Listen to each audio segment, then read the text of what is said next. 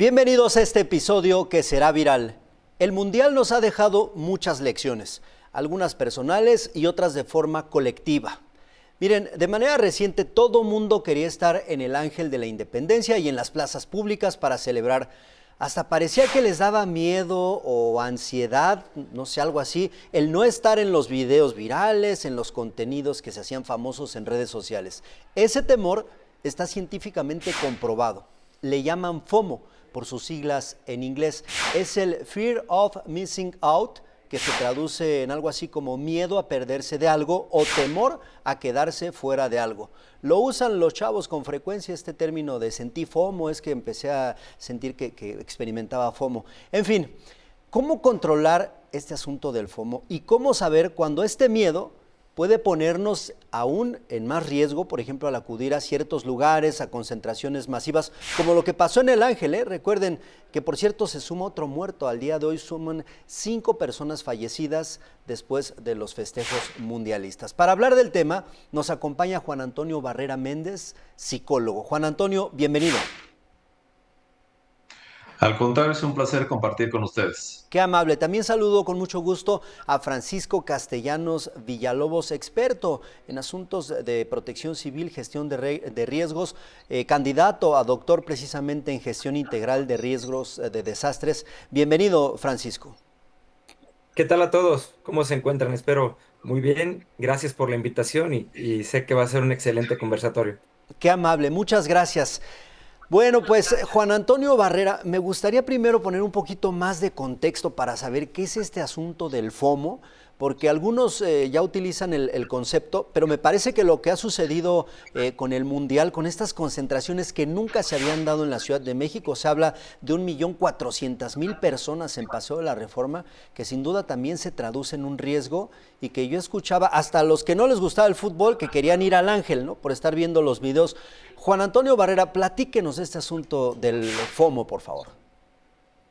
Sí, primero voy a ser muy textual. La ansiedad social es el miedo a enfrentarte con alguna persona. Si yo te encuentro en la calle, Juan, pero tengo ansiedad social, lo que voy a hacer es que me voy a desviar para no verte, para evitar tener contacto contigo. Entonces, si soy muy textual, la ansiedad social, si alguien la tiene como un trastorno, que efectivamente es un trastorno de ansiedad y la ansiedad es un miedo al futuro, entonces voy a tener un miedo para enfrentarme a otras personas. Y el FOMO, como bien lo platicabas al principio, es un miedo a quedarse fuera. Estas dos cosas, cuando se unen, una empuja y la otra detiene. Es decir, si tengo ansiedad social, yo no voy a querer salir a festejar, pero si tengo FOMO, me va a empujar a salir porque si mis amigos están en un ambiente festivo y no me invitan a mí, entonces ya me dejaron fuera. Por lo tanto, atraviesa la parte individual, la parte grupal y la parte de masas. ¿Esto qué significa? En el yo, en la ansiedad social, no voy a querer ir porque tengo miedo a que me vaya a pasar algo. Pero en la parte grupal voy a ir porque si mis amigos ya fueron y van a estar en las redes sociales tomándose fotos, videos de todo el festejo que se va a presentar, se va a presentar un nosotros. Pero ya cuando estoy con ese millón de personas, como bien lo indicabas, se convierte en una multitud. Entonces voy a pasar del yo al nosotros y también a estar completamente despersonalizado, porque en la multitud ya me perdí yo, ya se perdieron todos y terminan las personas haciendo cosas que pueden ser completamente irracionales. Entonces, atraviesa la parte individual, atraviesa la parte grupal y la parte de las masas. Entonces, este FOMO y esta ansiedad social, una detiene, que es la ansiedad social, no Ajá. quiero ir porque voy a enfrentarme con muchas personas, Y y la la otra. otra me empuja, porque si no estoy ahí con ellos voy a quedar fuera del festejo. Uf, qué cosa. Y a esto ya hablaremos a detalle, pero hay que agregarle el asunto del alcohol, porque el alcohol jugó un papel crucial en todo este asunto. Precisamente, Francisco Castellanos, ya hablamos de lo individual, lo que pasa por la mente del sujeto, lo que está experimentando y demás, pero vayamos ahora a lo colectivo y a lo que esto podría representar en términos de gestión integral de riesgos, de gestión de protección civil y demás. ¿En qué momento lo individual del FOMO, Francisco, se convierte en un problema para las propias autoridades y cómo atender un fenómeno de esta naturaleza. La pregunta que haces es bastante interesante y me lleva a la siguiente reflexión con base a la gestión de multitudes, como ya realmente se debe de manejar este tipo de eventos desde la protección civil y la gestión integral de riesgo. Porque si seguimos viendo nosotros este fenómeno que tal cual está catalogado dentro de la Ley de Protección Civil en su artículo número 2, que está dentro de los fenómenos perturbadores, que es socioorganizativo, que en este sentido estamos hablando de un socioorganizativo de carácter deportivo con una concentración masiva, de alguna manera tenemos que entender que el riesgo en este sentido de la concentración masiva de personas no es estático, sino que es dinámico. ¿Por qué? Porque de alguna manera el FOMO hace que la convocatoria de alguna manera pueda llegar a ser extra espontánea, más allá propiamente de las instituciones públicas o alguna organización, y esto se puede dar por medio de redes sociales, a través de algún mensaje, a través de un TikTok o algo que haga un influencer. Eso va a hacer que toda la gente que se encuentre sobre ese sitio se mueva de una manera dinámica. Si nosotros, como conocedores de la protección civil y la gestión integral de riesgo, seguimos viendo este tipo de eventos de manera estática como una masa, Ujú. estamos cerrando, porque de alguna manera esto tiene que verse de una manera muy dinámica. Claro está, para ello hay planeación como tal. Sin embargo, debemos de estar a la expectativa tras monitoreo constante del comportamiento del sujeto, como bien lo decía aquí mi colega Juan Antonio, ¿no? No solamente estar viendo qué es lo que está sucediendo, sino generar escenarios de riesgo de qué es lo que pudiera pasar, sí. Y ayer lo vimos, por ejemplo, donde veníamos después de un 2-0 y de alguna manera pues esto se calmó, pero posteriormente cuando fue la remontada, la euforia volvió a nacer. Y en los últimos momentos, toda la gente volvió nuevamente a esa alegría colectiva donde completamente se hacía dinámico todo el riesgo. Y es donde la autoridad correspondiente debe de estar atento a todo ese flujo de personas. Simple y sencillamente, si una persona la podemos ver dentro de lo que esa congregación de gente se mueve hacia un punto, las demás van a quererse ir hacia ese punto. Y pongo un ejemplo, ¿no? Ujú. Si alguien está regalando souvenirs y se deja ir un grupo de personas y las demás están viendo que se van a ese punto, se van a ir. Ahora imaginemos eso a la hora de una emergencia, donde todos quieran Claro. irse hacia el mismo tiempo, hacia el mismo punto. ¿De acuerdo? Entonces, concuerdo mucho con lo que dice Juan Antonio. Este fenómeno sí hay que revisarlo más a detalle a través, pues, de la gestión integral de riesgo. Gracias, Francisco. Pues alguna lección en este sentido, yo decía al inicio de este episodio, debe dejarnos el Mundial que empieza a agonizar. Juan Antonio Barrera, a ver, en lo individual, ¿qué podemos hacer para controlar el FOMO? Quizás un mensaje para los padres de familia para que controlen a los hijos, pero también para que los propios padres se controlen, porque veíamos familias enteras que llegaban ahí y lo mismo hacían volar al menor, o los propios papás trepados en alguna estatua y demás. Y todo eso, entiendo, es parte del decir, es que lo vi en un video y a lo mejor hasta es inconsciente, pero yo quiero tener mi video donde me están poniendo el algodón de azúcar que sale de esa cosa con fuego, ¿no? ¿Cómo controlar ese sentimiento o eso que se está experimentando, que entiendo ya es un asunto de salud mental, Juan Antonio? Sí, mira, es muy importante ir entendiendo que nosotros creemos que somos seres racionales, pero en realidad somos seres emocionales. Y una emoción puede generar una resonancia. ¿Qué es la resonancia? Si yo en este momento te juego una broma y te espanto, pues tu cuerpo va a estar espantado. Y entonces acá la cuestión es que si desde los padres están emocionados y no piensan y hay consumo de sustancias, la que fuera, esta parte que se llama corteza prefrontal no funciona. Eh, Te vuelves completamente emocional y en la emoción es el festejo, en la emoción es la euforia y hemos pasado ahora con el resultado que se tuvo de la euforia al duelo. Primero, en la parte de la euforia. Si yo estoy eufórico y además quiero ser parte de no perderme estos festejos, de ser parte de los festejos, la forma en cómo voy a actuar es completamente irracional. De tal suerte que no me importa incluso ponerme yo en riesgo o poner en riesgo a mis seres queridos, porque es una resonancia emocional, todo el mundo está gritando, todo el mundo está festejando. Si es una victoria, la victoria la voy a tomar como propia. ¿Por qué? Porque a veces uno está enfrentando, entre otras cosas, todas las frustraciones de la vida cotidiana, si no me han aumentado el sueldo, si tengo crisis, si estoy incluso enfermo. Es el momento para sacar toda la emocionalidad, para olvidarme de todo lo que hay en mi contexto, en la parte de toda mi dinámica alrededor, y me permito entonces ser alguien más, me permito cambiar como de imagen, me permito ser diferente, por lo tanto no pienso.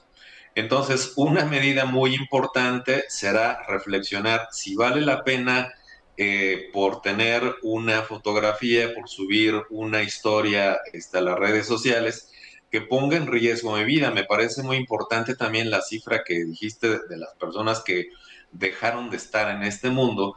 ¿Por qué? Porque seguramente que tampoco pensaron cuáles eran todos los riesgos. Ahora que han pasado todos estos acontecimientos, yo creo que tenemos que tomarlo como un aprendizaje. Y en el aprendizaje es que se vale ser eufórico, se vale festejar, se vale lo que tú quieras dentro de las reglas. Acá hay otra condición. Si no hay reglas, porque parece ser que hay una especie de hueco en la aplicación de las reglas, Ujú. lo que alguien no hace de manera individual, sí lo puede hacer de manera colectiva o como una masa. Es decir, voy a hacerme del baño en un lugar donde no hay baños. Voy a hacer algo que es inapropiado en un lugar que está restringido, donde hay estas reglas. Pero en ese momento me permito hacer todo ese tipo de cosas. Incluso, por ejemplo, lo que decías de alguien que usa su cabeza como un palillo o un palo para llenarse de azúcar. No sé cuáles puedan ser los riesgos, seguramente que debe de haber algunos riesgos, pero no lo pensamos. Entonces, es importante que a pesar de estar emocionados, podamos festejar sanamente, podamos acudir a sitios justamente en donde haya un cierto control. Yo vi en algún anuncio como, algún TikTok más bien como algunas zonas estaban decomisando cerveza y la Ujú. estaban echando directamente al caño, ¿no? Entonces, Claro.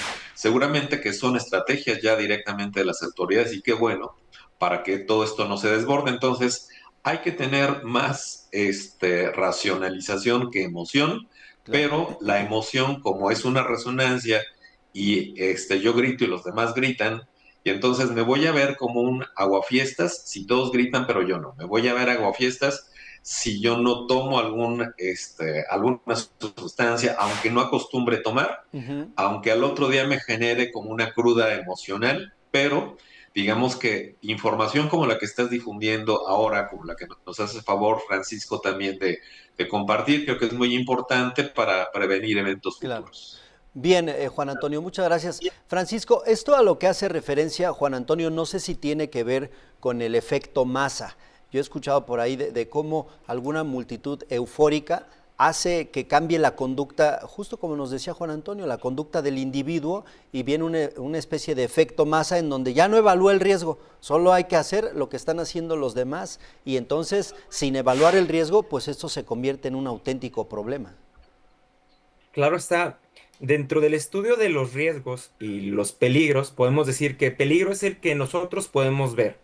Peligro es algo tangible, algo que ocupa un lugar en el espacio, que tiene un diámetro, que tiene una dimensión.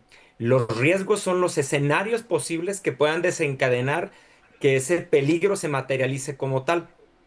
Si hablamos en términos de protección civil y gestión integral de riesgo, hay un apartado específico en la sociedad donde se le llama riesgo aceptado y riesgo tolerable. Ujú. De alguna manera, ellos saben, por ejemplo, la gente que fue ayer a los fanfests o a las celebridades o a los sitios donde se pusieron pantallas para transmisión, con base a lo que ya había sucedido anteriormente, ellos decidieron correr con ese riesgo. Sin embargo, Claro. ya traían una carga cognitiva de los hechos ocurridos anteriormente.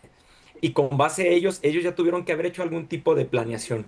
Cito a Daniel Kahneman, uno de los principales psicólogos Premio Nobel de la Paz, donde él habla que Ujú. el ser humano tiene dos tipos de pensamiento, el pensamiento número uno y el pensamiento número dos, donde el pensamiento número uno no es que sea malo, sino es que ese pensamiento que reacciona de manera rápida, como bien lo decía Juan Manuel, por querer cumplir una necesidad o querer ser o querer estar. Y la gran mayoría de las decisiones que nosotros tomamos son basadas en ese pensamiento.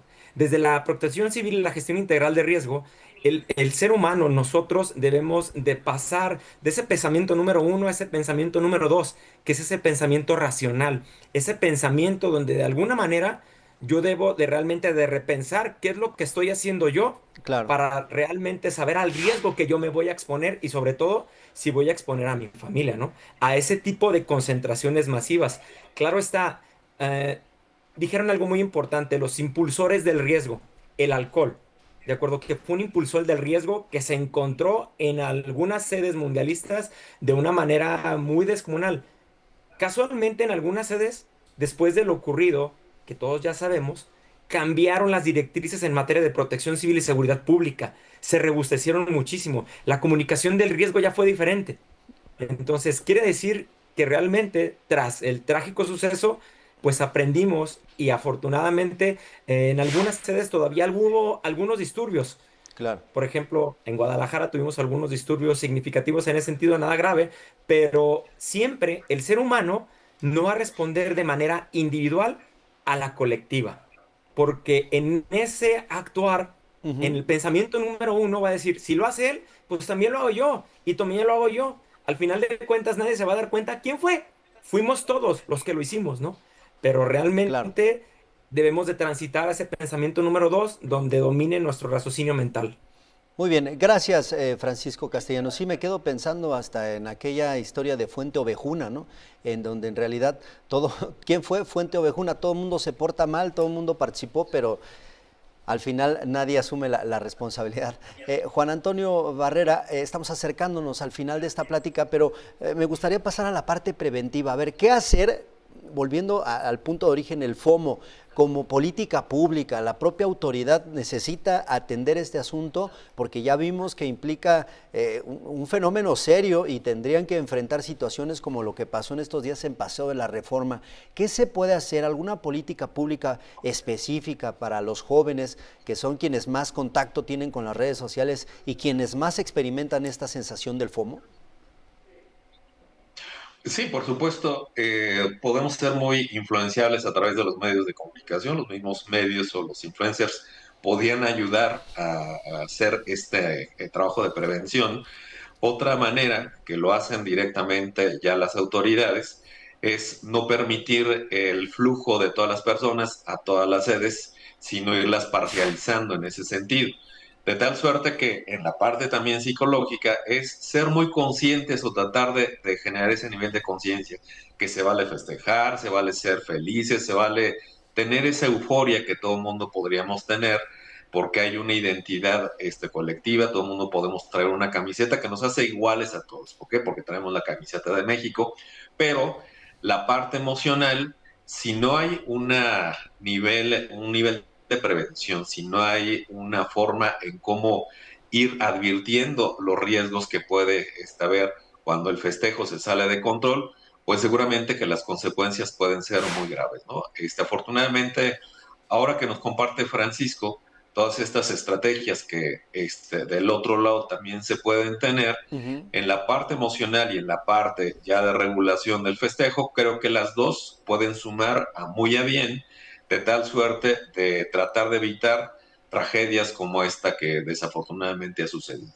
Sin duda, muchas gracias Juan Francisco. Y es que me quedo pensando en que realmente lo que vivimos hace algunos días va a sentar un precedente. A ver, ¿cómo olvidar todos estos videos virales de la gente arriba de los parabuses, la gente medio nadando en Paseo de la Reforma, haciendo cosas que no eran ya necesariamente chistosas, se convertían en un verdadero riesgo, Francisco Castellanos? Y también me gustaría cerrar esta parte preguntando, ¿qué lección deja en términos entonces de protección civil? Ya fueron por FOMO, ya están ahí porque no controlaron esta parte emocional, pero ¿qué aprendizaje puede dejar también para la propia autoridad el controlar una multitud en esas condiciones?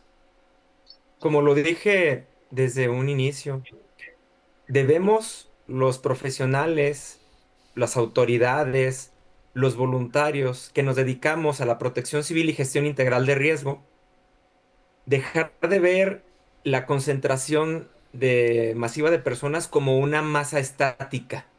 Debemos de verlo como una masa dinámica, como lo que somos, seres humanos que nos movemos de un lado hacia otro y que de alguna manera podemos cambiar de una manera u otra, de un instante a otro, nuestro comportamiento por alguna emoción, por algún impulsor, por algo que está sucediendo.